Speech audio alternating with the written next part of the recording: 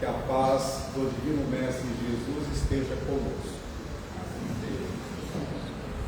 Quando nós nos referimos a dívidas e a resgates perante a justiça divina, é importante que nós primeiro ressaltemos um dos atributos de Deus, que é o de ser soberanamente bom e justo. Portanto, tudo aquilo que venha a ocorrer, ou que já tenha ocorrido conosco, e que às vezes nós questionamos o porquê, precisamos pensar a respeito, primando-nos pelo que o Divino Mestre Jesus nos trouxe através da doutrina espírita. Primeiro, o determinismo divino. Deus, o autor da vida, determinou que todos nós um dia sejamos perfeitos. E uma das venturas da perfeição é a felicidade sem fim, a felicidade infinita. Todos nós já tivemos diversas reencarnações e com certeza teremos muitas outras. Muitos de nós, por conta do livre-arbítrio, protelamos a felicidade a qual estamos destinados, porque nós nos rebelamos ou nos entregamos inermes, sem qualquer resistência aos nossos impulsos inferiores. E aí reencarnamos num ciclo que poderia ser vicioso, uma vez que ele deixa de ser este ciclo repetitivo, este loop, porque existe um instrumento da justiça divina que faz com que o espírito possa despertar na sua senda evolutiva, que é a dor. A dor, ela tem a sua função pedagógica, mas não é de bom tom, seria um contrassenso procurá-la. Todavia, como nós somos os artífices do nosso destino, mais ignorantes erramos muito mais, menos ignorantes acertamos mais. E o Divino Mestre Jesus veio iluminar-nos, veio trazer-nos o roteiro através do qual nós vamos nos emancipando espiritualmente. Nenhum de nós foi criado para a dor, para o sofrimento, mas estamos às voltas com estes mecanismos, justamente porque trazemos conosco qualidades inferiores que devemos superar, que devemos vencer. Os amigos espirituais nos trazem relatos muito interessantes que abordam com propriedade esse tema. E aqui, antes que eu possa narrar-lhes uma história verídica, que ninguém responda para que os outros ouçam. Mas será que nós temos débitos a serem resgatados nesta existência? Provavelmente sim. Mas não quer dizer que todos. Há uma minoria que fez uma boa escolha no pretérito. Todavia, não quer dizer que as suas escolhas os isentem das aflições, porque essas fazem parte das provações, que são desafios, que são lutas, que são óbices que auxiliam o espírito no desenvolvimento das suas potências. Potências essas que a expressão maior delas encontra-se consubstanciada na personalidade divina do amado Mestre Jesus, o Senhor das nossas vidas. Muitos de nós, diante da contabilidade divina, adquirimos débitos terríveis. Uma vez, retornando à erraticidade, ao mundo espiritual, a erraticidade, como todos sabem, é o intervalo entre as encarnações, nós temos a tomada de consciência daquilo que nós precisamos fazer a fim de adiantarmos conforme a lei de progresso e também repararmos aonde nós falhamos e, além disso, nos reajustarmos perante os postulados divinos. Nós escolhemos as nossas provas, nós escolhemos as nossas expiações. Aqueles que ainda persistem ou não têm suas consciências ainda desenvolvidas para compreenderem aquilo de que necessitam, a fim de que se libertem de um passado oneroso e possam avançar rumo à felicidade a qual todos estamos destinados, são-lhes impostas reencarnações expiatórias, também conhecidas por compulsórias. O Espírito André Luiz, através do médium Francisco Cândido Xavier, em sua obra Ação e Reação, nos traz alguns relatos de espíritos que precisavam resgatar as suas dívidas. Então tem aqueles espíritos que estão resgatando as suas dívidas, aqueles que estão agravando-as, existem aqueles que as têm aliviadas, e existem aqueles que têm débitos, contas estacionadas, ou débitos estacionários. Quando nós falamos em resgatar dívidas, não quer dizer que numa encarnação nós resgatemos todas aquelas que nós acumulamos no pretérito. Deus, sendo soberanamente bom e justo, age primeiro pela sua misericórdia, ou seja, a misericórdia vem antes da cobrança ou do pagamento da dívida. E no capítulo que André Luiz denominou de débito aliviado,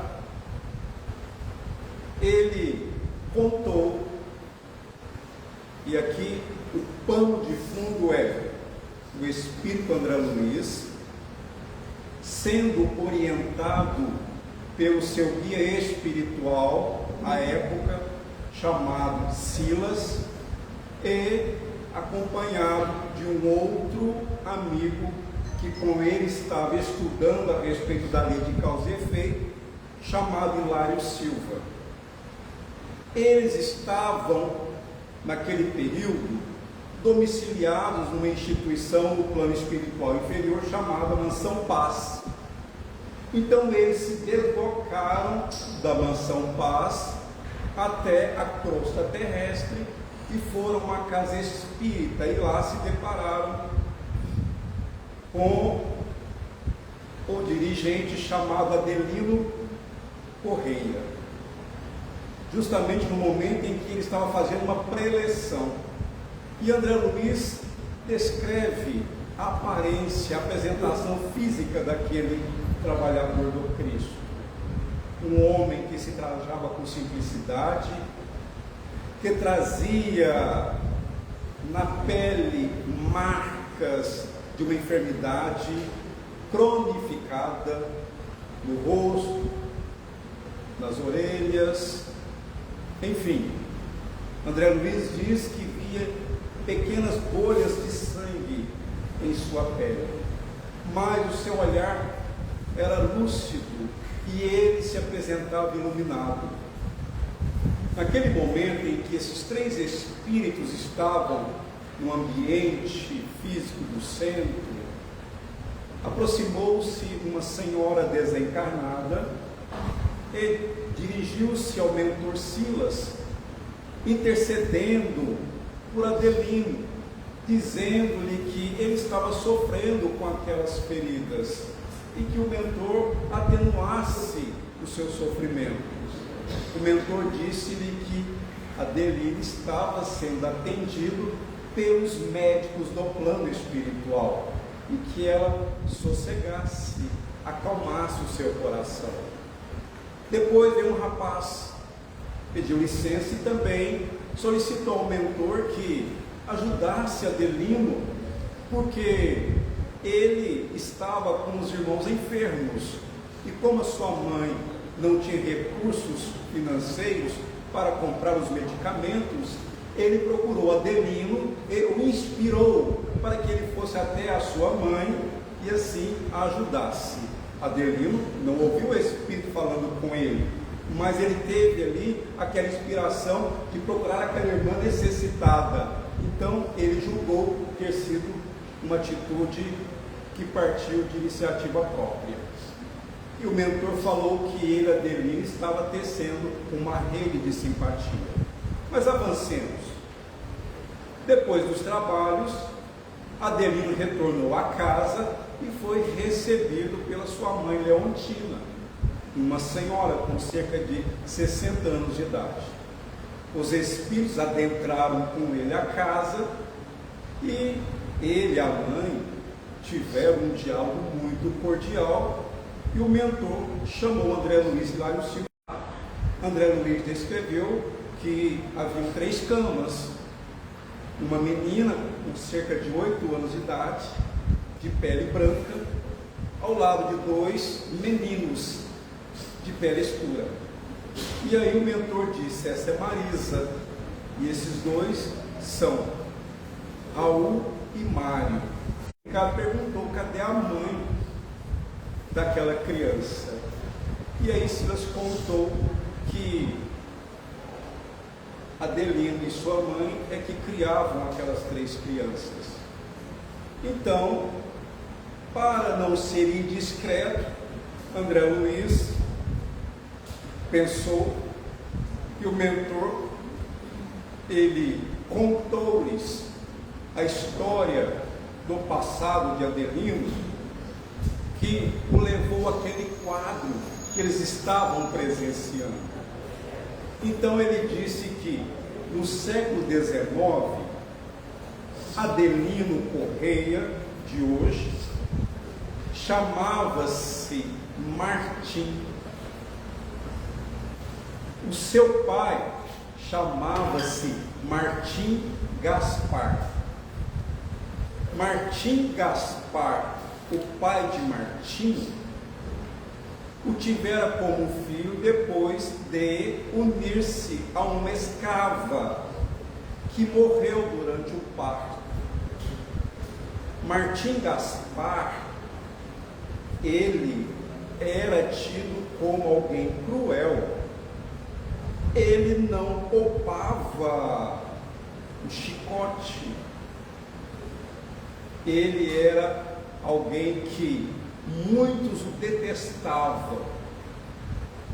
Ele desfazia das escravas e dos outros filhos que ele tivera com elas, vendendo-as, separando-as, para não ouvir os choros daquelas crianças. Mas ele não sabia explicar por quê. Ele tinha simpatia, ele amava Martim. Então ele passou a criar aquele menino de tal forma que ele passou os seus bens para ele, legalizou a sua herança. Martim Gaspar, ele com o tempo, já buscando outros interesses, viajou e retornou com uma esposa.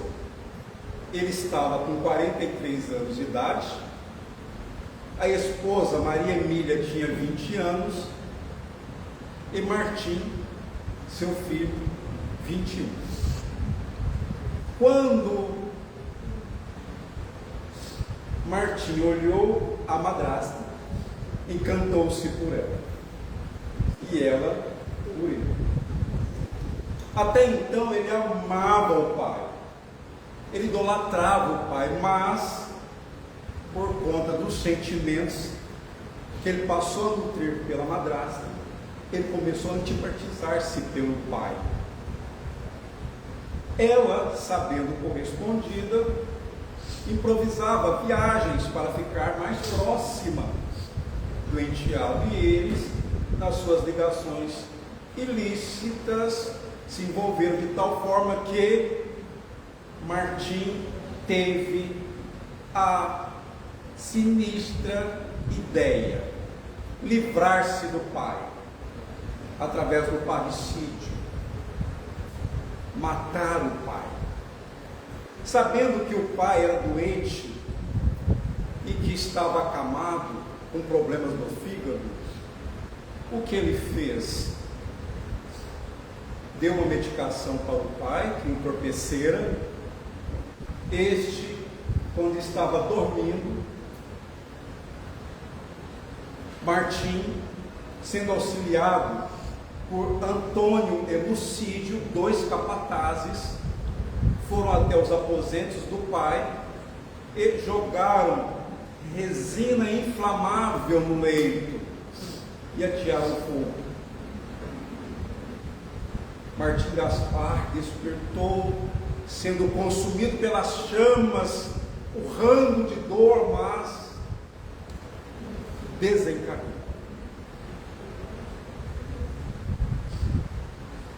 Martim procurou de tal forma burlar as autoridades da época. Foi um acidente, assim disseram, e poucos dias depois ele ligou-se à antiga madrasta e viajou para a Europa.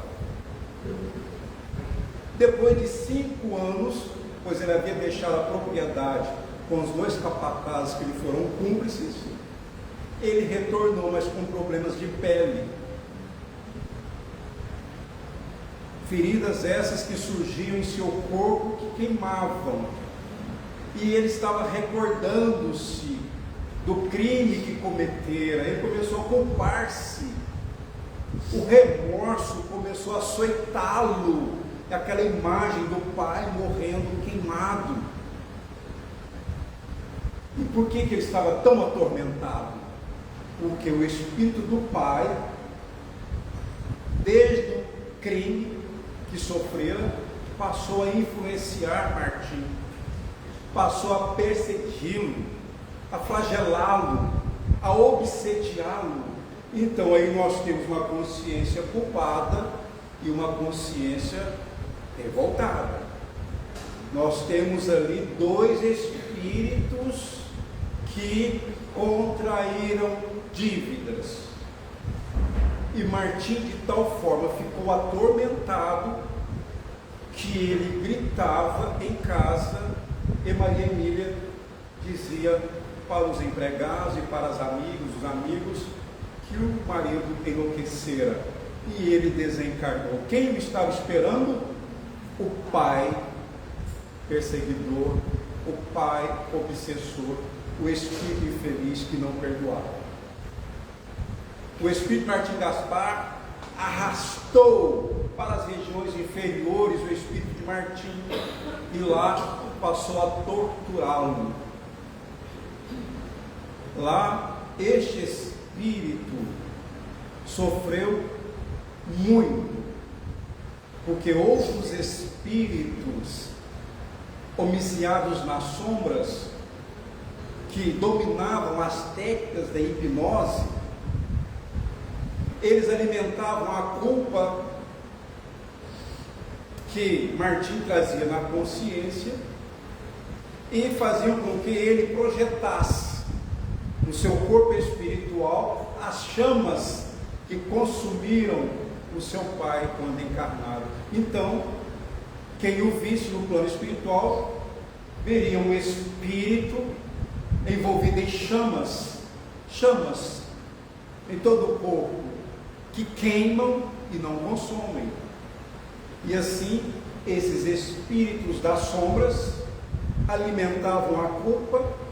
Ele, Martim, sustentava o remorso e não conseguia libertar-se daquele sofrimento, até que depois, meus irmãos e minhas irmãs, de 11 anos de sofrimento nas sombras, os mensageiros do amado Mestre Jesus o resgataram e o levaram para a mansão Paz. E lá ele foi tratado, ele foi atendido magneticamente, e aquelas chamas foram desaparecendo, mas ficavam as marcas no corpo espiritual. E ele, assim que reconheceu a extensão dos seus débitos, ele passou a trabalhar muito na instituição, conquistando créditos espirituais, e submeteu-se a uma programação onde ele iria, de alguma forma, ressarcir aqueles débitos, não de todas as dívidas adquiridas ao longo do seu processo evolutivo. Dito isso, ele reencarnou num lar simples. Antes, embora tenha sido um filho de escrava, mas reencarnou num lar abastado. Agora não, reencarnou num lar pobre. O pai desencarnou quando ele era criança, ou seja, tornou-se órfão de pai, já que não valorizou o pai do passado. Ele, com muitas dificuldades, porque já trazia na pele enfermidades, feridas, manchas, e ele sofria porque elas eram dolorosas, e alguns dos seus familiares o encaminharam para um tratamento na casa espírita, e ele conheceu o espiritismo. E aqui um adendo, abrindo um parêntese: quando ele estava na erraticidade, lá no plano espiritual da mansão Paz, ele foi evangelizado, ele aprendeu a respeito das leis divinas, ele estudou o Evangelho de Jesus. Então, o que ele aprendeu no plano espiritual estava ali registrado indelevelmente em sua memória espiritual, naquilo que nós chamamos de inconsciente ou subconsciente. Às vezes nós falamos assim: nossa, eu tive um insight, uma iluminação. Às vezes esse insight, essa iluminação é uma intuição daquilo que aconteceu conosco, daquilo que nós aprendemos e que em determinado momento manifesta-se no mundo objetivo em que nós nos encontramos. Fechando parênteses, avancemos. Adelino Correia, uma vez trabalhando na doutrina espírita, com os tratamentos que ele estava fazendo, ele foi sentindo-se aliviado. Então, ele casou-se, mas teve uma filha, Marisa, aquela menina de tez branca, e depois de 6 anos de casado, sua esposa o abandonaram. Como ele desfez o lar do pai no passado, agora ele foi abandonado pela sua esposa. Mas nós temos outras personagens dessa história que vêm elucidar-nos a respeito dessa justiça divina que não erra e não é cega. Não erra e não é cega, porque ela vem trazer justamente a medida daquilo que nós precisamos. nem mais, nem menos. E a misericórdia vem antes. E enquanto o Espírito não tem consciência daquilo que ele precisa resgatar, ele não vai expiar, mas ninguém vai conseguir a paz de consciência se não livrar-se deste fardo pesado das dívidas contraídas no pretérito. Muito bem, Adelino Correia, vendo-se apenas com a sua mãe, que o ajudava a criar sua filha Marisa, ele recebeu como filhos adotivos que nasceram no prostíbulo aquelas duas crianças negras, Mário e Raul. Essas duas crianças, naquela encarnação, foram os dois capatazes, Antônio e Lucídio, que abusavam das escravas, que exterminavam os filhos delas, que as vendiam. Então, como eles desprezavam aqueles que nasciam na pele escura, agora reencarnaram como descendentes, afrodescendentes, para começarem a resgatar os seus débitos. E aí, depois que o mentor Silas contou essa história para ambos os espíritos, que com ele estavam aprendendo a respeito da lei de causa e efeito, ele disse que, naquele caso, a doença de Adelino não iria progredir, ela ia regredir o tanto quanto, ou seja, ele iria melhorar. Então, ele estava ganhando tempo. E aí é muito interessante mais um ensinamento que Jesus nos traz através dos Espíritos.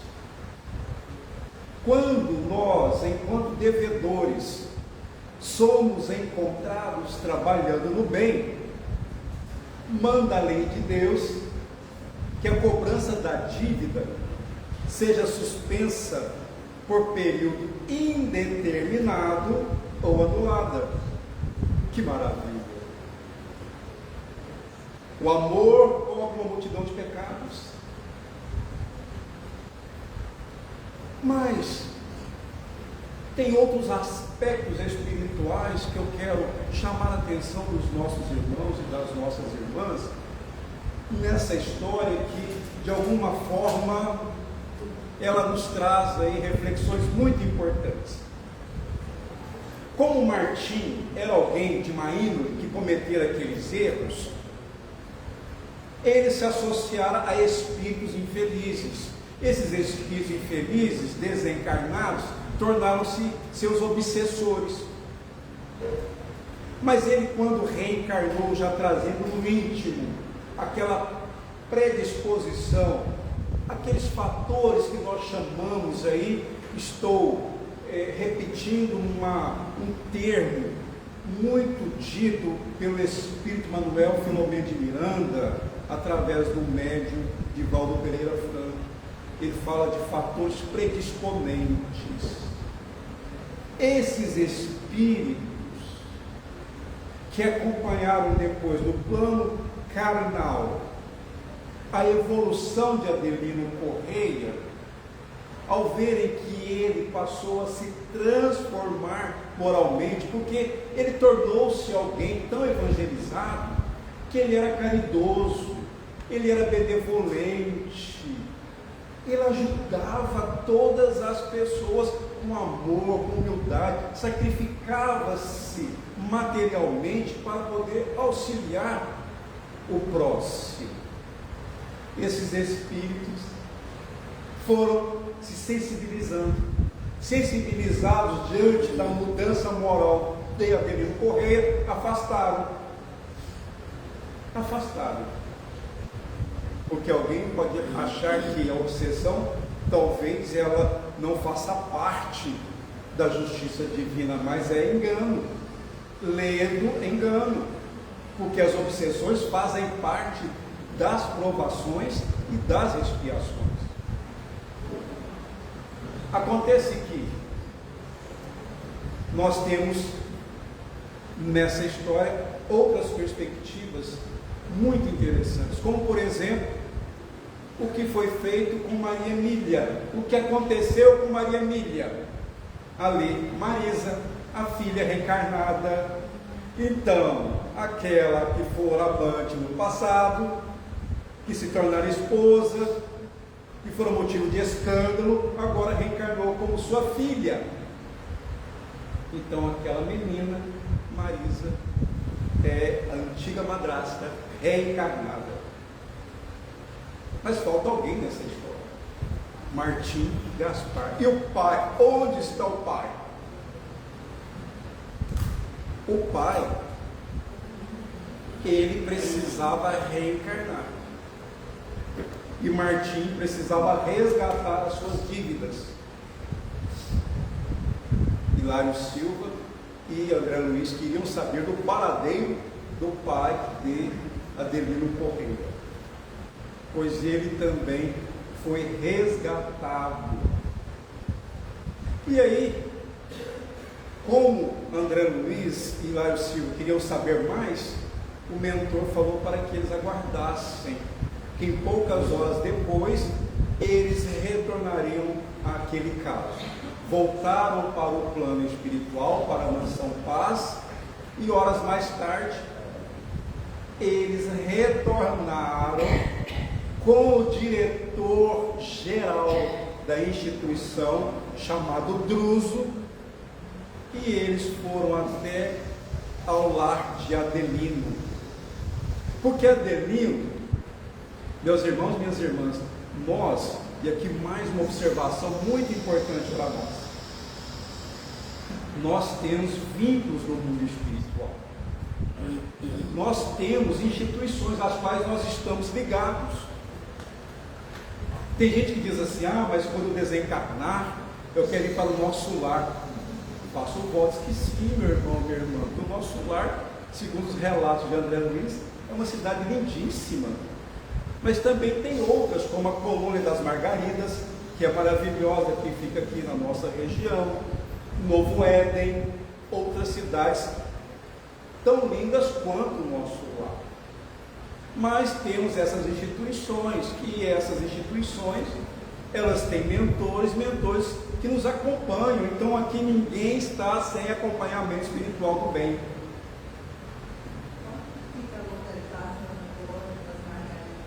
Aqui em Uberlândia, nessa região, é Colônia das Margaridas, por sinal muito linda. Pelo menos é o que os espíritos relatam. Quando eu desencarnar, eu vou visitar. E aí, meus irmãos, minhas irmãs, daqui ninguém tem a pressa, né? Vamos deixar as colônias lá, nós não estamos com pressa, né? Daqui a alguns anos nós iremos conhecê-las. Se já não as conhecemos, iremos conhecê-las. Então, meus irmãos, minhas irmãs, o mentor Druso, ele juntamente com Silas, André Luiz e Hilário Silva foram até o domicílio de Adelino Correia. E aí Adelino já estava recolhido em seu leito, dormindo. Então o diretor foi até o seu quarto, chamou, ele desligou-se do corpo parcialmente. Aqueles sonhos reais que nós temos, aqueles desdobramentos, aquilo que nós estamos percebendo que está acontecendo, que não é imaginação. E aí o mentor falou para ele assim: chegou a hora, meu irmão. Adelino, naquele momento, titubeou, vacilou, sentiu medo, mas o mentor o convidou para uma prece. E ele orou com muito fervor e concluiu a sua prece com o Pai Nosso. Adelino retornou ao corpo com o auxílio do mentor e de repente escutaram na porta da casa uma criança chorando. E aí os espíritos foram ver quem era aquela criança que estava chorando na porta da casa de Adelino, que levantou-se lépido e foi até a porta do seu domicílio e, ao abri-la, deparou-se com uma criança que esperneava e chorava. E aí, na hora que ele viu aquela criança, ele a pegou nos braços, a afagou e disse: meu filho, meu filho. E aí o mentor disse para os amigos espirituais presentes: o pai de ontem retorna à casa do filho. Que nós possamos ser como Adelino no futuro.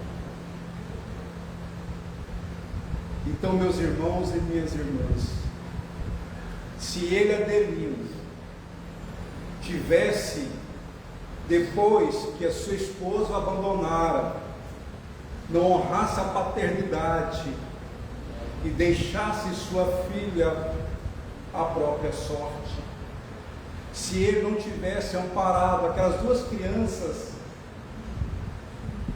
que foram deixadas no postilho, se ele não tivesse recolhido aquela criança que foi abandonada na porta da sua casa, aí ele não teria os seus débitos aliviados, mas sim agravados. E a justiça divina não erra, não erra, não passa nada sem que a lei anote, indique, mostre. Quais são os espíritos que estão felizes no mundo espiritual? Aqueles que amaram a Deus sobre todas as coisas, com todo o coração, com todo o entendimento e com toda a alma, e ao próximo como a si mesmo. E o que vem a ser isso? Como traduzir esses dois mandamentos num só? Jesus nos ensinou. É a nossa autoiluminação através da vivência do Evangelho. Quem se esforça por vivenciar o Evangelho de Jesus vai pacificando a própria consciência e vai aliviando o fardo pesado das dívidas contraídas no pretérito. Portanto, meus irmãos e minhas irmãs, é trabalhando no bem que nós vamos nos aprimorando espiritualmente. Para concluir, certo dia alguém disse: eu preciso melhorar para começar a fazer esse serviço. Aí eu disse-lhe respeitosamente: mas Emmanuel, através do apóstolo da mediunidade, Francisco Cândido Xavier, diz que nós vamos melhorando através do serviço. Então, é trabalhando no bem que nós vamos nos tornando espíritos melhores, mais benevolentes, mais indulgentes, mais amorosos, mais justos, mais equilibrados. Enfim, é assim que nós estaremos a um passo perante a eternidade de conquistarmos a coroa da vida eterna, que é livrarmos do passado e assim vivermos plenamente a felicidade que Jesus disse que começa em nossos corações através do seu reino de amor e luz. Muita paz, que o Senhor nos abençoe a todos. Gratidão.